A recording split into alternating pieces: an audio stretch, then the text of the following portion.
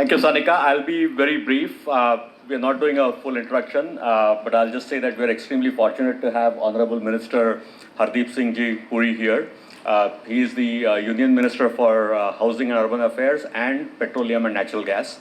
And we are all eager to listen to his keynote on energy transitions and future cities. So without too much protocol, I'm just going to hand it over to him. And after his talk, I'm going to have a few questions. We may not have time for audience questions, but I've got some questions from you that I've crowdsourced via Twitter. So I'll try to include some of them as well. Thank you. I was told that the subject of our interaction this evening would be the challenge of energy transition and the cities of tomorrow. I came here for an interactive session, so the least I can do is to limit my introductory comments and have more of the introduction.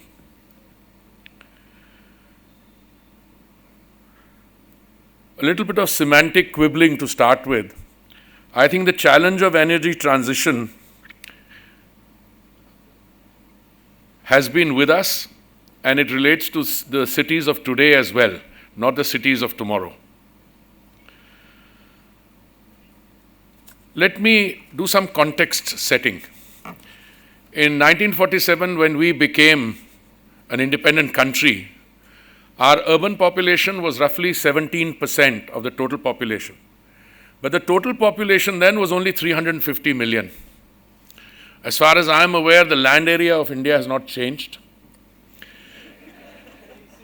Today, the population should be around 1.4 billion.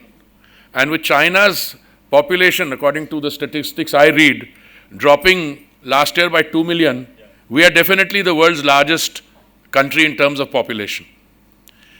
Our urban population today should, and I was discussing with my young colleague, should be in the vicinity of about 450 to 500 million. Why do I sound tentative? Only because we haven't had a census. So when we have a census, hopefully in a year's time, and our urban population is, say, 34 to 35 million percent, it should be around 450 to 500 million. But where are we going? I believe we are heading in the direction of the urban population by the year 2030 to be more in the range of 40% and going on to 50% before it plateaus and then begins to drop. That's the global experience. In other words, you have to plan for, you already have to deal with the existing reality, which is about 450 to 500 million people living in urban spaces, but you have to plan for 600 million people possibly living in urban spaces. Now, if you have to have a discussion on what is a Viksit Bharat, which is the Prime Minister's sankalp, his dream, and that is the target, let me spend a minute or so on what constitutes a developed country, as I understand it as a student of the whole subject.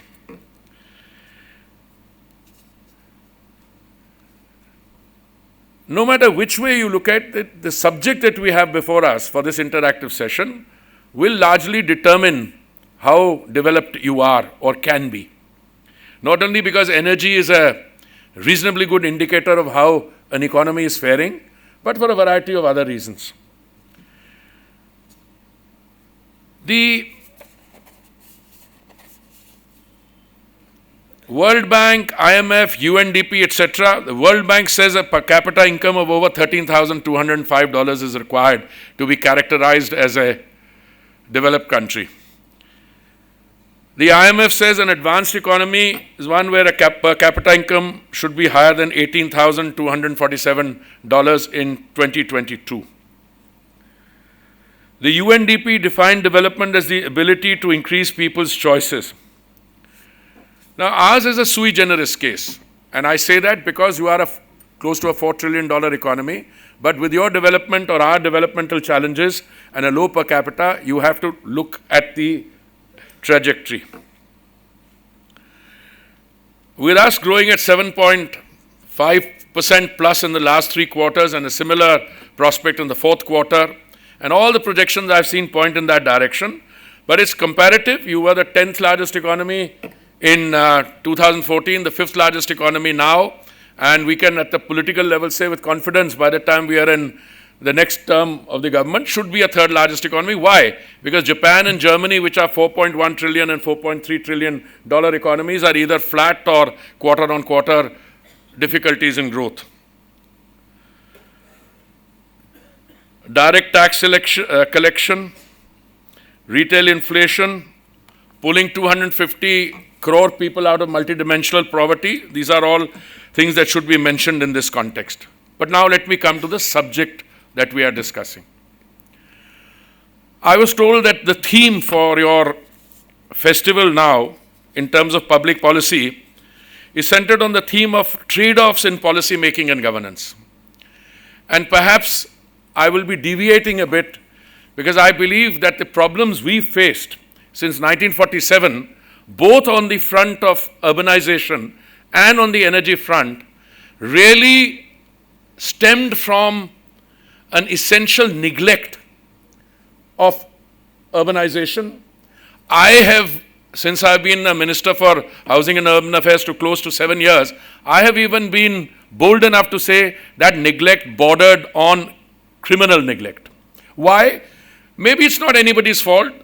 Post 1947, most of our policy makers took the rural development, India resides in villages, part of the narrative more seriously, Amitji, than they should have. No, I would still like to take it seriously. But the honest reality is that autonomous demographic shifts took place. People migrated from the rural space to the semi-urban and the urban space, and all your economic calculations, yes, majority of the population still lives in rural areas, but the urban population still now, and people come looking for job, provides over 65% of the GDP. Now, in this situation, did we at all have an urban policy? And I'm not making a political point. I'm just putting some empirical data in front of you. In the 10 years between 2004 and 2014, the entire spend on the urban space, by which I mean the cumulative spend on all the government interventions of the central government put together was 1,57,000 crores. Why do I say that? Because that is there. I mean, there's no denying that. After 2014, because we realized that urbanization is a challenge and we saw an opportunity in that, suddenly there's an acceleration of the urban spend. And from 1,57,000 crores, today we are spending close to 18 lakh crores, but 11 times of what was done there. Did we, during this process, prior to 2014, have in our mind that there was a trade-off involved? If there was, I'm not aware of it. But now we do have a trade-off involved, and the trade-off is not a Hobson's choice between doing one and the other. Put simplistically, what this would mean is, should we grow or should we be conscious of the environment? You have to do both. You don't have a choice. So, the Prime Minister decided that an entire year would be spent on having what is called a Global Housing Technology Challenge Year. That is, we invited all the companies in the world, all the economic operators, all the universities which were working on it, to come to India and demonstrate their green technologies. Out of this Global Housing Technology Challenge Year, we shortlisted 53 technologies, which became, in a sense, the operating Bible. From within those 53 technologies, we shortlisted 6 to build 6 lighthouse projects. In other words, 6 projects of 1,000 residential units each in 1 year's time, using the most green technologies. Now I want to fast forward a bit too, because the numbers are mind-boggling. 4 crore Pradhan Mantri Awas Yojana, 4 crore means 40 million. Out of this 1 crore, 19 lakhs is in the urban space. A whole lot of other schemes, but I want to come back to the issue of trade-off. What causes toxicity or environmental pollution? Again, I want to simplify it. Certainly buildings, certainly transport, and a host of other things. Now, since the two topics that you've chosen happen to belong to two of the ministries I'm associated with, and I don't want to take too long, I'll just give you a pointer. Today, India consumes roughly 5 million barrels of crude in a day. 60 million people go to the bunk to fill up petrol, diesel, battery swaps, etc. Our rate of growth in demand of fuels is 3 times the global average. And one last startling statistic, for the next 20 years, 25% of the increase in global demand is going to come from India. So what should we be doing? The normal policy choice is that we address the trilemma: availability, affordability, and sustainability. And I want to make the submission to you is, here again, we are not doing one or the other. We are doing both. What are we doing? Our E&P, that's exploration and production, is increasing. We have 3.5 million square kilometers, 3.5 million square kilometers of sedimentary basin. We opened up 1 million square kilometers of sedimentary basin, which was a no-go area. We've opened it up for exploration. Earlier, foreign companies used to say it's not worthwhile investing in India because we will come and spend a lot of money, and then somebody will turn around and say this is a sovereign asset and you spent your money. We changed all that. We are now saying we've gone from production sharing contracts to revenue sharing contracts, and we've also said if you have hesitation, we will incentivize or finance the exploration, because it is absolutely essential, because our demand for energy is shooting up. We import 87% of our requirements of fuel, and we are today about 45% of crude and 45% on natural gas. Before coming here, I went to a manufacturing facility close by, about 1 hour's drive, to a company which is the pioneer in global biofuels. And I inaugurated what is possibly the world's first production facility, a demo plant, which is going to make sustainable aviation fuel from ethanol. I have come from Davos. I reached at 1 o'clock in the morning. I reached Delhi.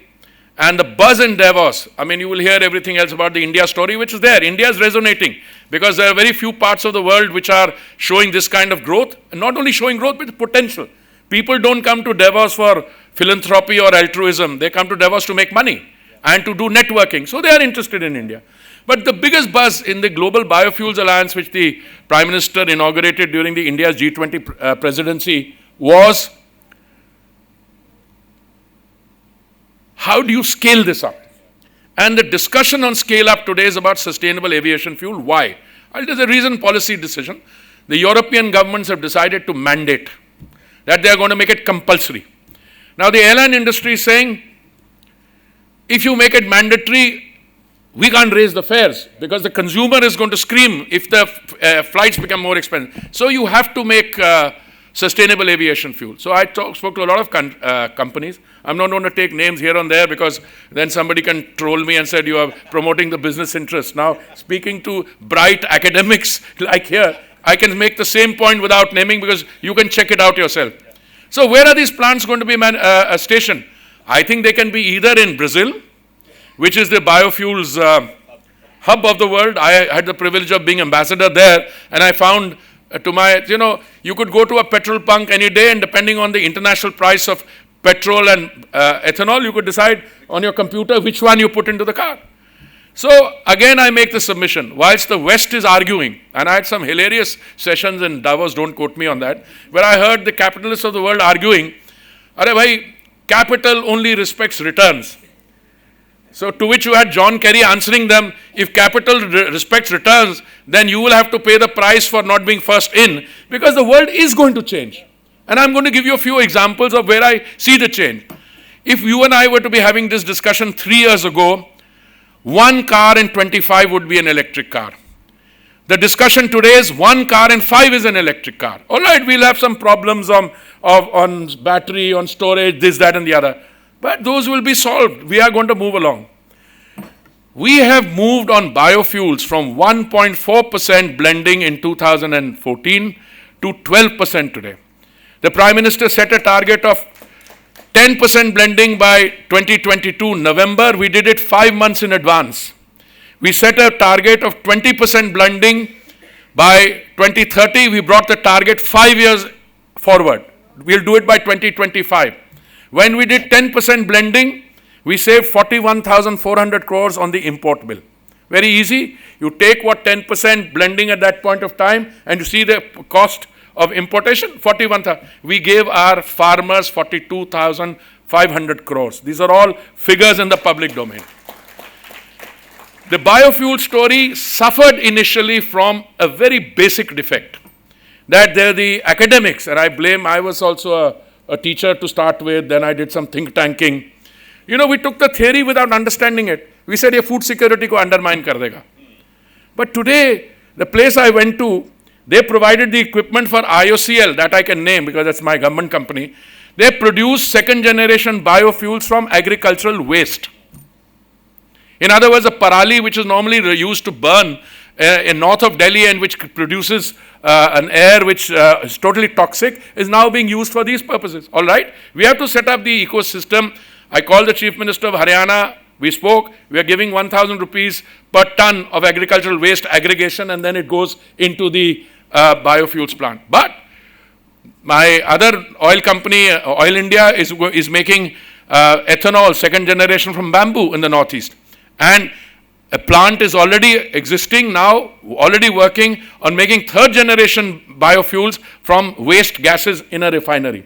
These are some examples. We will get 20% blending by 2025. But 2025, 20% is only a mindset problem, because when we started on this exercise, somebody told us that if you do 20% blending, you don't have to change any of the parts in a car, which is correct. But I had a very simplistic answer to that. I said, but when I was in Brazil, they didn't have any problem. He said, no, the car manufacturers have a problem. I said, no, the car manufacturers don't have a problem. Our people here are so comfortable with the existing technology that they don't. So when I did something smart, I called my Brazilian counterpart and said, bring a delegation of all the car manufacturers along. Same German, Japanese, they all came. And they said, what is the problem, 20%? Yeah. So now E85 cars are started coming. Of course, the numbers will be small. We need more ethanol to go into it. We did a test flight, interestingly, between Pune and Delhi. I think it was Air Asia, if I remember. And 1%, we said we will blend the aviation fuel with 1% of ethanol. So, great. But what we did a calculation, you need 14 crores of liter if you have to do 1% as a mandate. But I went ahead, since I think somebody has to drive the thing, I said from 2027, we'll have 1%, 2028, 3%, and 2029, 5%. So you have to produce the ethanol. And these are the incentives. Now that you have a mandate, or it's going to go in the direction of a mandate, for you to produce more biofuels. I can give you a long spiel on compressed biogas, but I'm going to fast forward, and I'm coming to the fuel of the future, which is green hydrogen. No, green hydrogen, let me tell you, is very simple.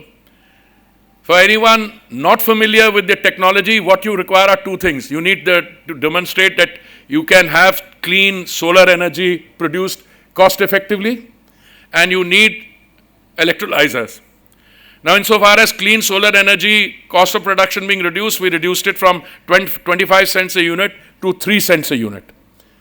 That's done. And now every electrolyzer manufacturer in the world is in India. Why? Now here I make a submission which people in West Asia and Australia are not very happy to hear. Green hydrogen can only succeed where there are large consuming populations, where there is demand, where there is production locally, and where there is going to be consumption locally. So I submit to you as a concluding remark, it will succeed in India, it will succeed in the United States, and it will succeed in China. For the rest of the world, honest God's truth, as a student of social sciences and not physical sciences, gases don't lend themselves to transportation. And gases don't lend themselves to transportation, so you will be left to producing green ammonia and exporting it, which our companies are already doing to Unipar in Germany and the new Singaporean GE electricity generating plant. So I come back, I'm going to conclude because I want more time for interaction. I come back to say that far-sighted and visionary decision making is not just utopian and egalitarian, but is required if you need to deal with the challenges of today. Therefore, it cannot be a choice between one and the other and trade-off. Yes, a judicious balance and moving in that direction. Last conclusion, concluding comment designed to provoke. We are, according to McKinsey, not my study, we are producing between 700 and 900 million square meters of urban space every year, which is the equivalent of a Chicago. And if you live in a city like Delhi, I'll tell you how. Delhi's population was 8 lakhs when we became an independent country. The first census around 1950 or so, it became 22 lakhs because my previous generation migrated from Pakistan and came here as refugees. Today, Delhi's population when the census comes should be about 2.6 crores. Most of Delhi is being rebuilt. I'm not talking about a new parliament, Central Vista, Bharat Mandapam. Land pooling, jahan jugi wahi makan. It's work in progress. I mean, when I was coming here from the Paranjpe, I saw a lot of buildings. I thought these were like in some parts of the world where I've traveled, buildings like, I said, no, these are new buildings that are being constructed. It's a construction activity going on all over the place and over a large land area. So I'm going to conclude by saying, both in terms of urban sustainability and energy sustainability, the focus is on getting the mix and getting to do both in a cost-efficient way. And I say this, I said this in Davos, I'm saying it, if there's any country that can do it in a cost-effective way, it's India. Not only because we are able to that mission to the moon in terms of a cost, one of my ministerial colleagues said it was less than the cost of a, कौन है वो actor उसकी नहीं भाई Tom Cruise movie. So I mean that's Top Gun. That is probably the reference was to how expensive that movie making is, but it's also I think a tribute to the fact that we can do these things in cost effective. And all the equipment I saw in this pilot plant was all made in India. So thank you very much for giving me a patient hearing, and I'm very happy to take pot shots at anything I said or anything you want to hear. Thank you. Thank you very much, Hardeep Singh ji. I think this was excellent. We have about 10-15 minutes, so I want to get as many more questions covered in this. So let me jump right to it. I think you brought up a very important point. I think India, the way I look at it is we are, especially after independence, we are like this malnourished child where we are short on urban space, we are short on fuel, we are short on energy, and we are trying to get everything. So we need all of it whenever people ask the kind of question, and I'm so glad that you articulated so well that it's not biofuels versus EV versus hydrogen. I think we need all of that. And similarly on the urbanization. So question, first let me talk about the fuel side, right? So on the biofuels, you did talk a whole lot about EVs, but there are camps. There are EV camps. There are biofuel Why camps. are you being polite? They're not camps. There are vested interests. There are vested interests. If you are a manufacturer of fossil fuels, you don't like the idea of biofuels. Correct. If you are a manufacturer of normal, what do you call that? Piston combustion, internal combustion internal combustion. You don't want an EV coming your way, or the latest technology is, it's not even petrol and electric; it's ethanol and electric. Hybrids. So where do you think we would realistically be, and what would be the ideal mix for India, say 2030? Look, I am new to this sector. I spent 39 years in Vijay Gokhale's world. Most of you know Vijay Gokhale, so that's why. We had an excellent session with him this morning. He told me. So I come from the world of foreign and security policy. So I joined the Council of Ministers in 2017 on housing and urban affairs. And I've been with the Petroleum and Natural Gas Ministry for the last 2.5 years. Every estimate that you see outside in the public domain is a gross underestimation. And there are two things I want to mention to you. One, if there is global turbulence, by I mean uncertainty in, let's say, Russia, Ukraine, or uncertainty in the Red Sea, every such wave of turbulence has actually accelerated the journey towards this thing. This is not my view, this is the view of the chairman of the International Energy Agency. Because whenever the world faces a crisis, that's where human ingenuity takes over, and then you navigate around that. I would never have imagined when I was ambassador to Brazil in 2006, and the government of that day decided they wanted 5% of biofuel blending in 10 of our states and union territory, not the entire range of states and UT. We couldn't get it. We ended 2014 with just 1.5. Why? Because the pressure was not there, oil prices were not high, and the fact of the matter is, there was no push. Right.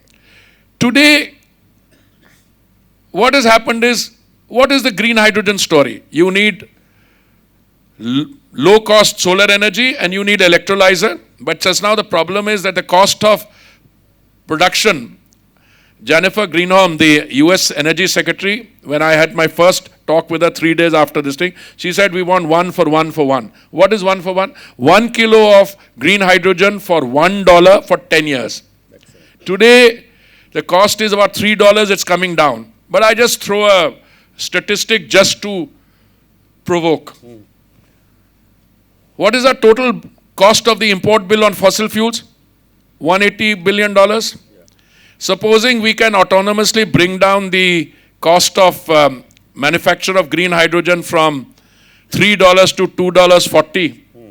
Tell me, if you were in policy decision-making forum, Amitji, what would you say? In the interest of sustainability, won't you say, "Arey bhai, wo $100 billion kharch karne ke bajaye, you shift it here."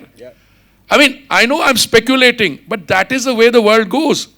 My friends, including IOCL and all my other friends dealing with green hydrogen, target of 5 million metric tons per annum by 2030. And I've now been a civil servant for 39 years, international think tanker for 6 years, and a cabinet minister for 7 years. I've caught on to this target setting game. It's always good to set a modest target so that you can be seen to be succeeding. Now that target setting does not take into account what kind of challenge you're facing today and what kind of challenge you're going to be facing tomorrow. If I get this kind of turbulence where suddenly the freight route has to be changed, I say, yaar, zyada accelerate karo. Tell me where to do that. The Western model, which is essentially high cost. Now, I hope you don't get me wrong, so I'm going to make a statement very carefully chosen. I heard a lecture by a very eminent person in Davos, who has been a senator for 30 years, who has been what also, you will catch on to him. He said, green hydrogen is a must, we must all move it. Somebody sitting behind me said, tell him that if you have $600 billion to give for the Inflation Reduction Act, it becomes easier. Somebody asked me, why don't you react? I said, no, at the ripe age of 29, I was chairing the Subsidies and Countervailing Duties Committee of the GATT, and I learned a political lesson.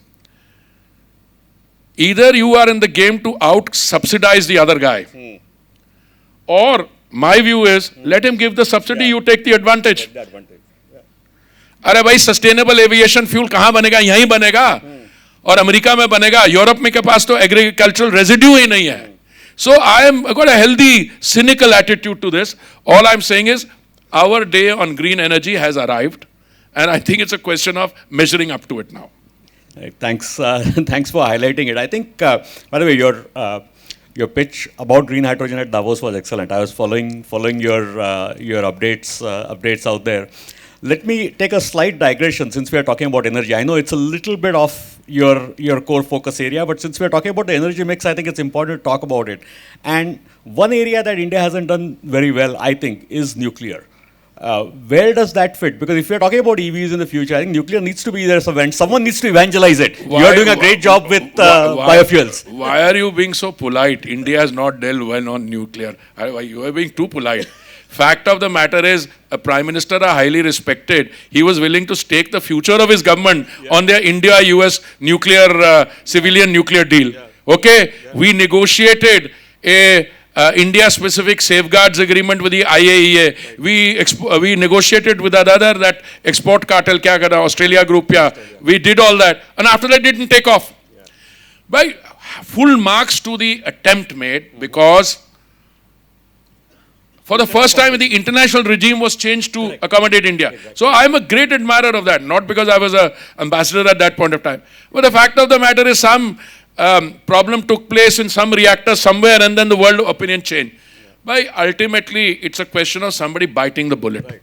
And my own sense is, I don't know, but the nuclear revival or regeneration will come. But since that's happily not my portfolio, I'm only paid, I only sing for my supper for green hydrogen and biofuels, and that makes it easier. Yeah. Thanks. I hope we see that that transformation as well. Let me come to the other side, since again, I don't know, we have probably about 5-10 minutes more. You let me know. I'll continue. I'll continue till... I'm enjoying it, so please continue. So let me come to the urban development side. I think that is one area, as you rightly said, we are so malnourished in terms of urbanization. And Maharashtra, I think, is approaching the 50% mark. And I think all the policies that we have made since 47, most of them have been, as you said, pro-rural. We are trying to fix them, but I think, are we doing enough? I mean, the sense that we get living here in cities is we are falling way back. If you are from your name, you're a good Maharashtrian. If you want to be harsh on Maharashtra, I don't think that's fair. Because I also have a claim on Maharashtra. That's my sasural. So I'm not saying that. Fact of the matter is, Maharashtra has actually done quite well. I mean, Maharashtra is one state in the country which has actually raised the FIR and this thing is going up. Buildings are going up. Look, let me put it very bluntly. You are a vibrant democracy, robust democracy. Demographic shifts of population will take place, and under your demographic system, you can only anticipate them. Lot of people, poor people live in slums, you'll say, oh, very, very bad. No, they are poor because your policies were very poor and they were no good. So today, you can take that reality and you can have the urban sprawl either spread like this, in which case you'll get I don't like to use the word slum, it's an informal settlement, or it can rise. Right. So I think Maharashtra has done well by that. Maharashtra, RERA is also, by the way, done well. Since you talked about Maharashtra, I wish some other parts of the country were also like that. I mean, you have a good government in Maharashtra now, so I'm quite okay.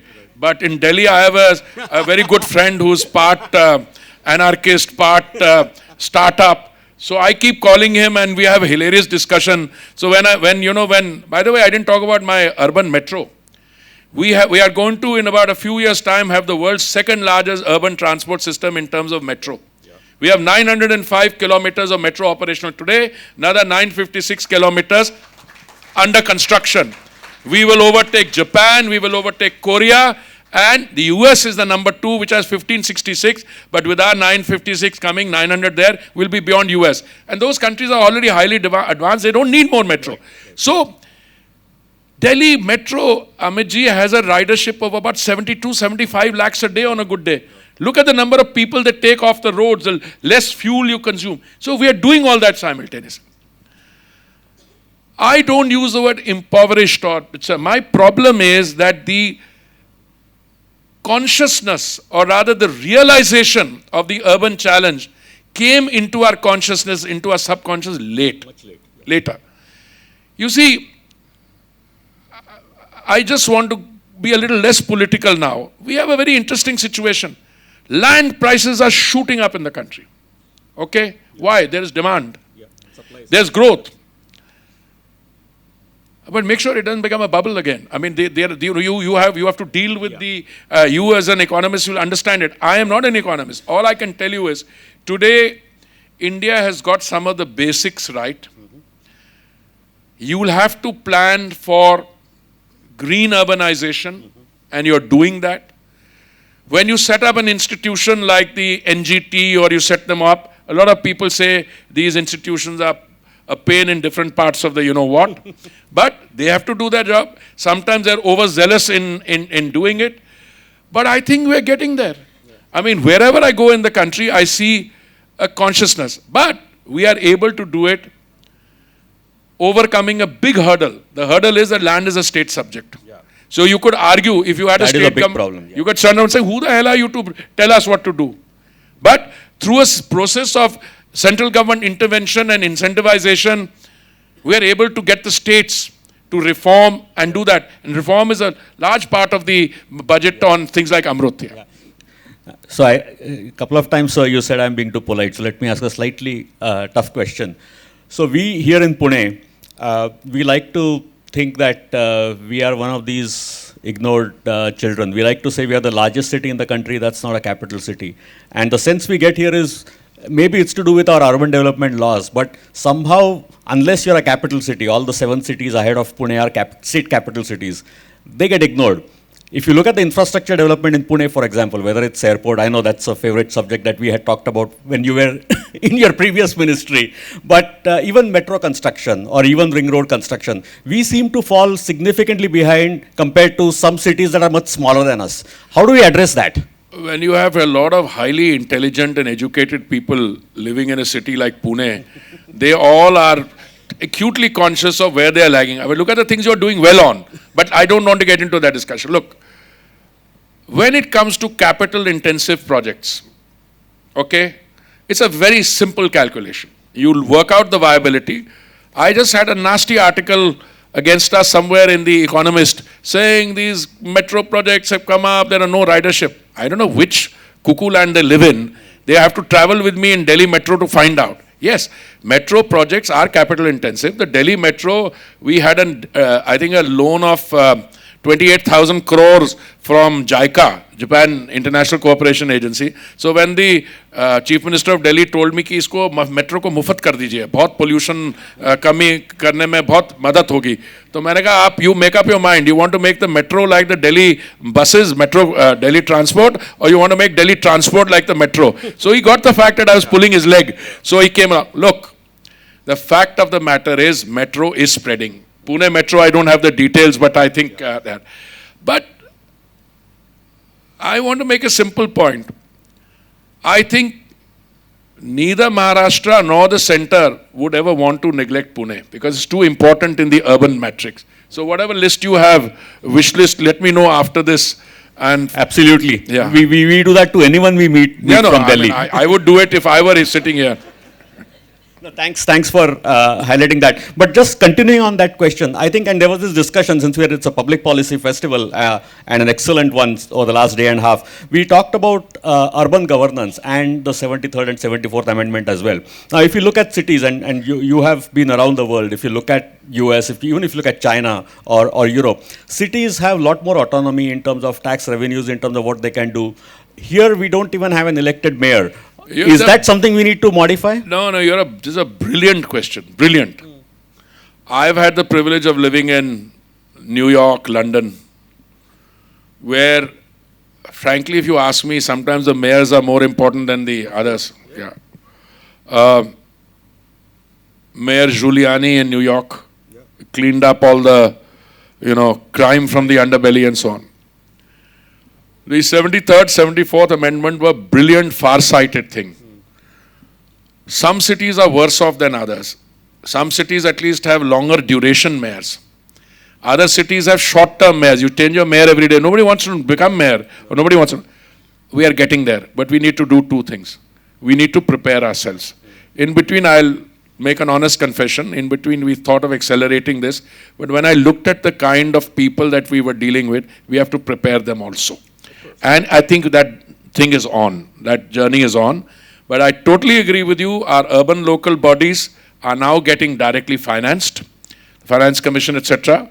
The cities and the interaction with the urban local bodies, that is a much more healthy thing. And longer term mayors with powers is something that the democratic system has to throw up and elect. So another thing related to that, I think one area that would like to get your views that we are not looking at very well, I think in India, is the whole regional development of large metros. So we have agencies like, MMRDA, or in Pune we have PMRDA, but we have a lot of small municipal corporations, but the metro collectively is a much bigger entity than these small. How are we thinking of any specific processes or regulations for that? We already have things in place, magnet cities and all that. Now, I'm not so familiar with the Maharashtra Pune context, but I'm reasonably more familiar with what is called the National Capital Region, National Capital Region area, and the Planning Board. One of the good things we do there, for instance, because it's got platinum rating, they're able to advance loans for capital projects because they can borrow easier, etc. So I would be happy to have the National Institute of Urban Affairs to study this. And I want to conclude on that note, because we can study it and say, what else is it that you require?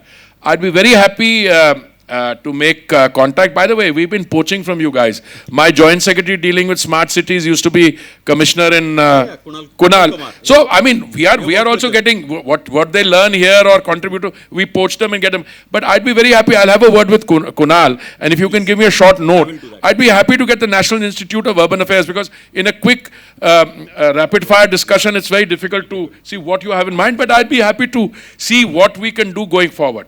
So thank you. I think we are out of time. So I won't do a wrap up. I'll just say thank you very much once again. And thank you for being the main guest for our first edition of Pune Public Policy Festival. We hope you'll come back again, because we hope this will become a much big event for a city like Pune. I am happy to. I've been familiar with the, with the history of the Gokhale Institute. I've been familiar. I have a very long family history going back to Pune, which I don't talk about, but I think which will surface with the passage of time. But the point is that I find this a very vibrant kind of a discussion. By the way, anyone who's been around in this game as long as I can look into the people's eyes and know whether it's making, no, you may not agree with me, that's a different thing. But I wouldn't hesitate in provoking you just in order to be able to, get it. But I want to come back half a minute on the theme of it's not an either or choice. Yes. It's too late. We had neglect in the past, and therefore we have to do both simultaneously. Thank you very much. Thank you very much.